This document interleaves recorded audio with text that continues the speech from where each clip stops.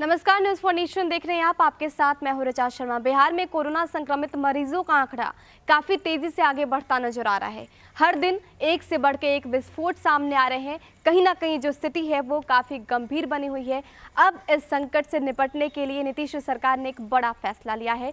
दरअसल एक बार फिर से बिहार को पूरी तरीके से लॉकडाउन कर दिया गया है। ये लॉकडाउन कंप्लीट लॉकडाउन है, यानी कि कई पाबंदियां भी हैं। ऐसे में लोगों के बीच कंफ्यूजन भी है कि आखिर कौन कौन से ऐसे चीज़ें हैं जो खुली रहेंगी, कौन सी ऐसे चीज़ें हैं जो बंद रहेंगी, किस पर पाबंदियां हैं, क्या हम बाहर निकल सकते हैं, क्या कुछ खरीदारी कर सकते हैं, या फिर जो 2 व्हीलर या 4 व्हीलर से बाहर निकल रहे हैं उसको लेकर क्या कुछ प्रोटोकॉल्स हैं। आपको बताते हैं दरअसल क्या कुछ गाइडलाइन दिए गए हैं और लॉकडाउन में किन नियमों का पालन करना है। केंद्र सरकार के कार्यालय, अपने स्वायत्त अधीनस्थ कार्यालय और सार्वजनिक निगम बंद रहेंगे। सुरक्षा बलों, सार्वजनिक उपयोगिताओं, आपदा प्रबंधन, बिजली उत्पादन और डाक घरों में कर्मचारियों की न्यूनतम संख्या के साथ कार्य करने की अनुमति दी गई है।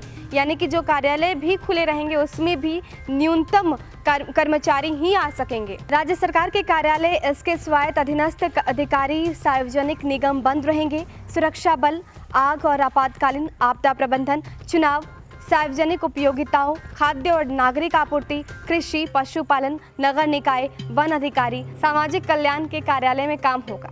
वाणिज्यिक और निजी प्रतिष्ठान पूरी तरीके से बंद रहेंगे। बैंकों, आईटी और संबंधित सेवाएं, प्रिंट और इलेक्ट्रॉनिक मीडिया, इंटरनेट, दूरसंचार, ई कॉमर्स, पेट्रोल पंप, बिजली उत्पादन आदि के साथ खाद्य, किराना और कृषि आदानों से संबंधित दुकानें और सेवाओं में छूट दी गई है।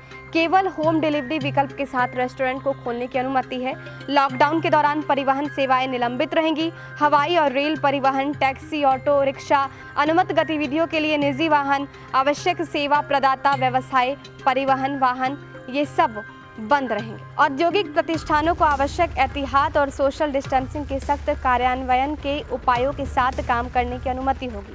सभी शैक्षणिक, प्रशिक्षण, अनुसंधान और कोचिंग संस्थान बंद रहेंगे। जन भागीदारी वाले सभी पूजा स्थल बंद रहेंगे। बिना किसी अपवाद के किसी भी धार्मिक मंडली की अनुमति नहीं दी गई है। सभी सामाजिक, राजनीतिक, शैक्षणिक, मनोरंजन, खेल, सांस्कृतिक और धार्मिक समारोह और कार्यों को प्रतिबंधित किया जाएगा। स्टेडियम को दर्शकों के बिना खोलने की अनुमति नहीं होगी। जिला मजिस्ट्रेटों पर प्रतिबंधों को कम करने से रोका गया है, लेकिन स्थानीय स्तर पर उनके आकलन के अनुसार अतिरिक्त प्रतिबंध लागू कर सकते हैं। सभी चिकित्सा और आवश्यक सेवा लॉकडाउन के दौरान प्रतिबंधों के दायरे से बाहर रहेगी।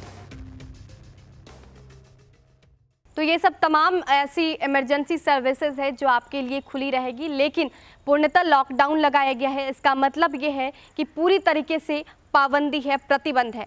ऐसे में जिस हिसाब से आंकड़ों में लगातार बढ़ोतरी हो रही है, जिम्मेदारी भी बढ़ गई है। बिहार सरकार भी कोशिश कर रही है कि इस पैंडेमिक से कैसे आगे निकला जा सके, इस आपदा की घड़ी से आगे कैसे निकलेगा बिहार, इसको लेकर अब आम जनमानस की बात की जाए तो उनकी भी जो जिम्मेदारी है वो काफ़ी बढ़ गई है।